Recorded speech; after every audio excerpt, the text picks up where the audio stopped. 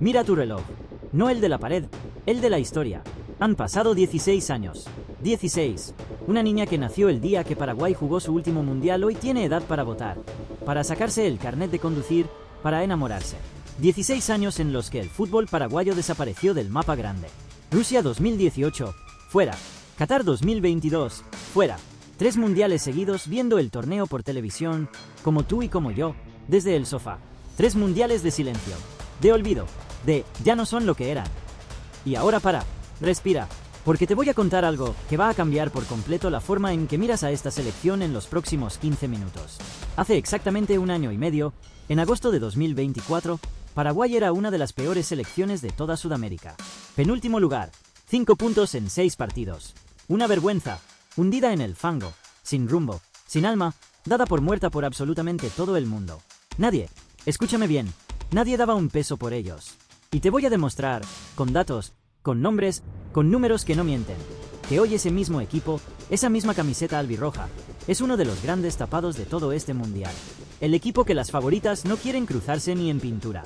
No cierres, no te vayas, porque lo que viene te va a obligar a mirar el grupo de otra manera. Y a entender por qué, en los últimos días, medio planeta del fútbol está empezando a susurrar el mismo nombre con miedo. Su nombre es Paraguay, la albirroja. Y cuando termines este vídeo, vas a entender por qué llaman a su entrenador el cazador de utopías imposibles. Y por qué esa utopía esta vez puede convertirse en una pesadilla para los de siempre.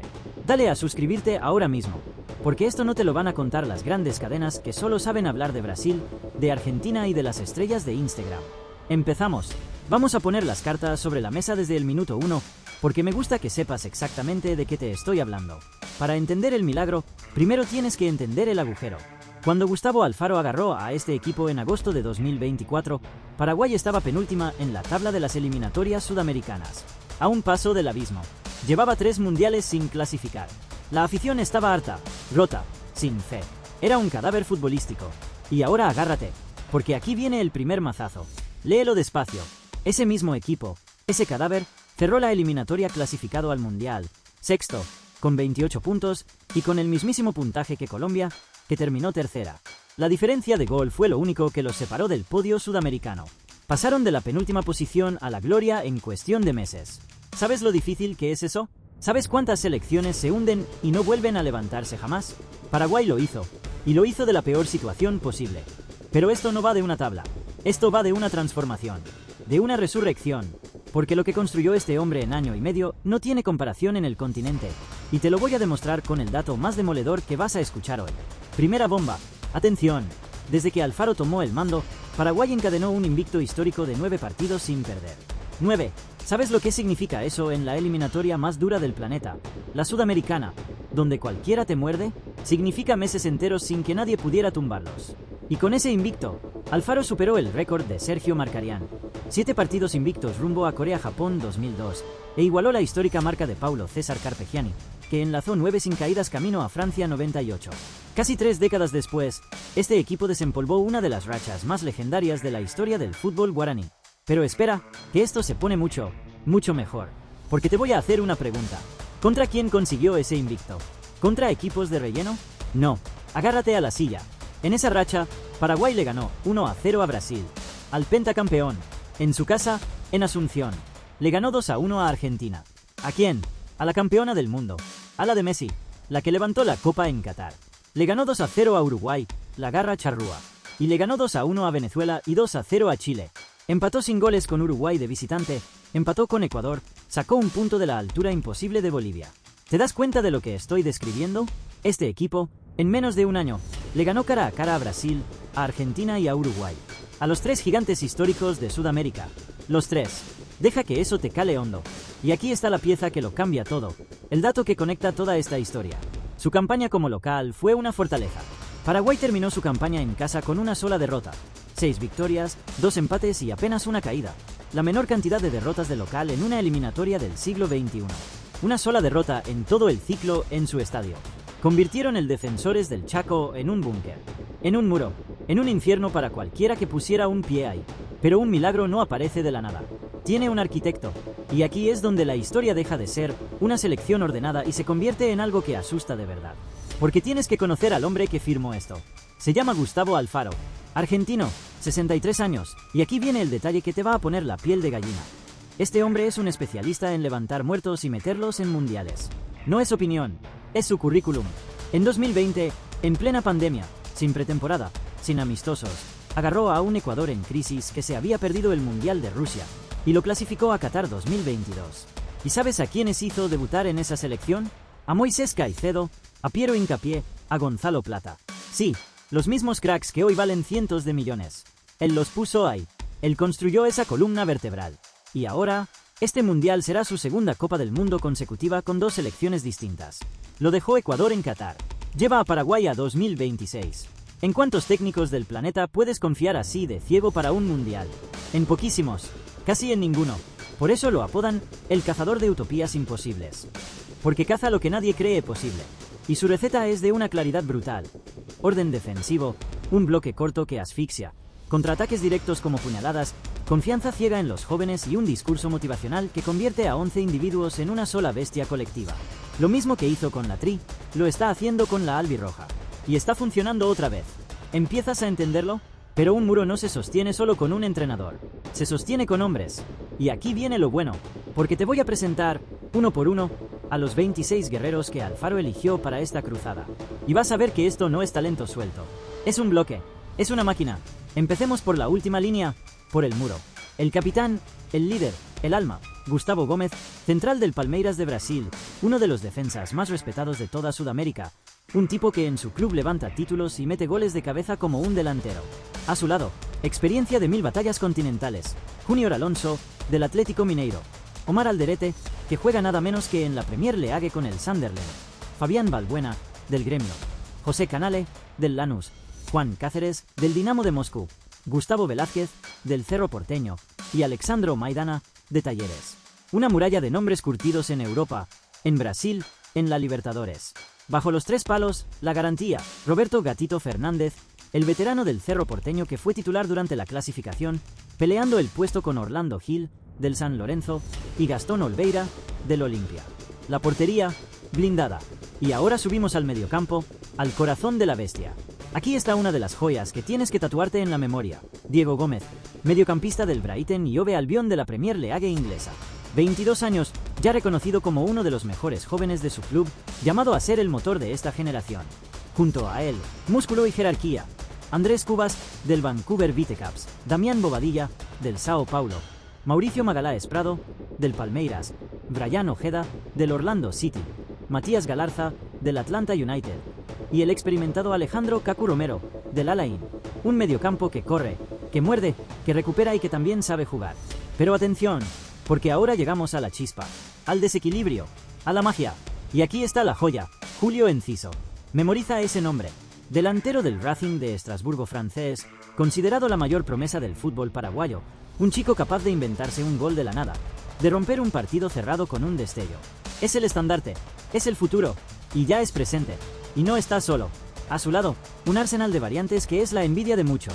Miguel Almirón, el líder histórico, el hombre que brilló años en la Premier con el Newcastle y que aporta experiencia y velocidad pura por la banda. Tony Sanabria, del Cremonese italiano. Ramón Sosa, que juega en el Palmeiras campeón. Gabriel Ábalos, el poderío del Independiente argentino.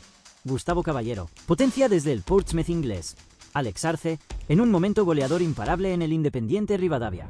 Y la sorpresa, de última hora, Isidro Pitá, del Bragantino, que le ganó el puesto a nombres consagrados. Detente un segundo y mira lo que acabamos de describir. Palmeiras, Brighton, Estrasburgo, Sunderland, Cremonese, Atlético Mineiro, Sao Paulo, Premier League, Ligue 1, Serie A, el Brasileirao. ¿Te das cuenta de la profundidad de este plantel? Esto no es un equipo de un solo nombre que reza para que su estrella tenga un buen día. Esto es un bloque. Una pared completa de hombres curtidos en lo más alto del fútbol mundial. Y todos remando hacia el mismo sitio.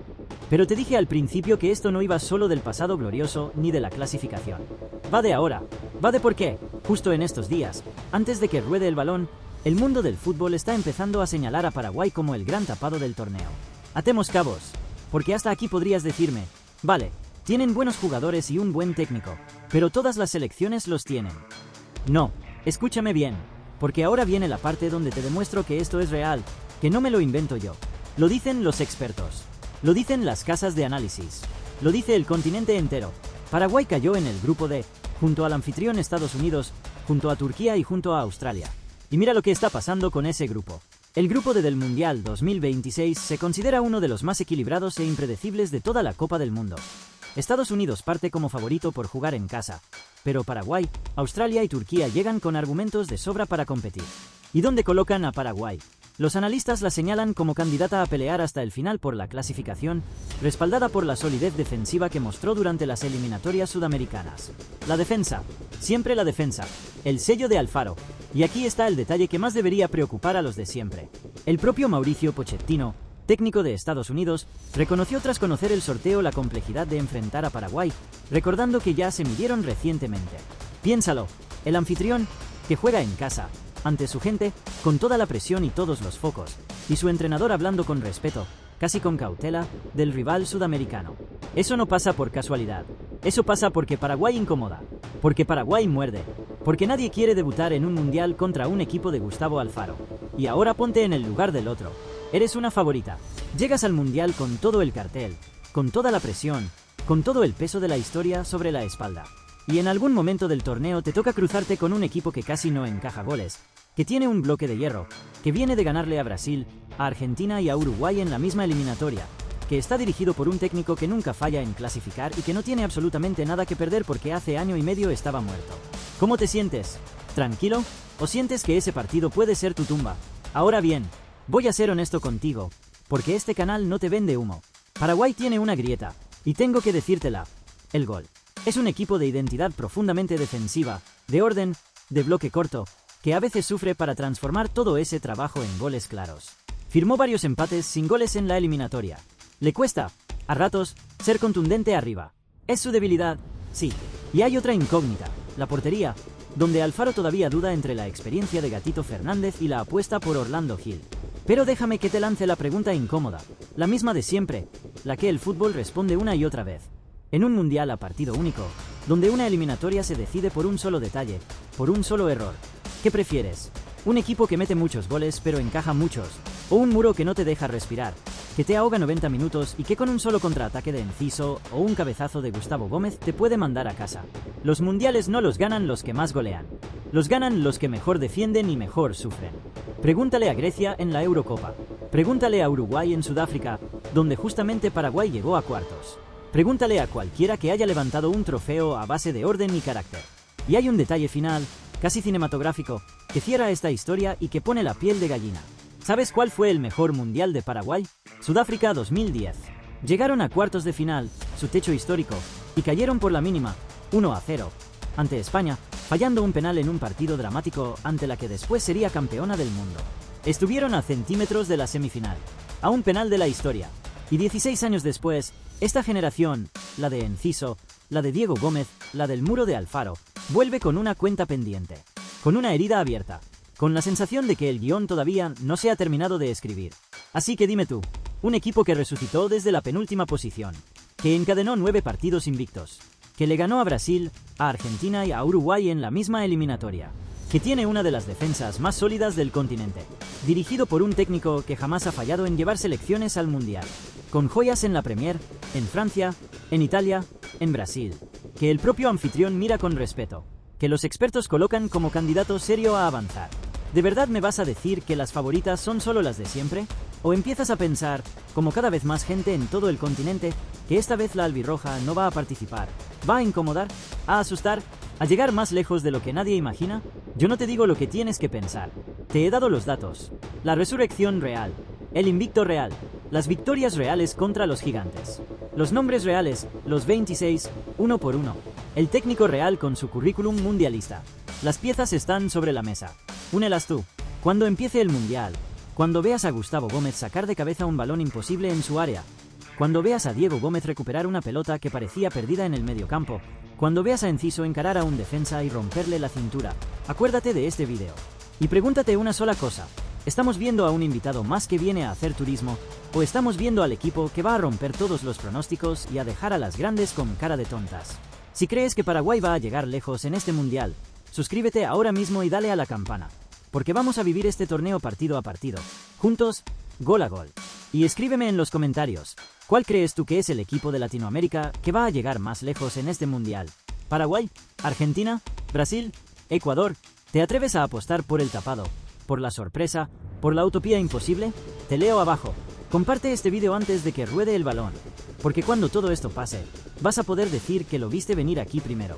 Nos vemos en el siguiente. Cuídate.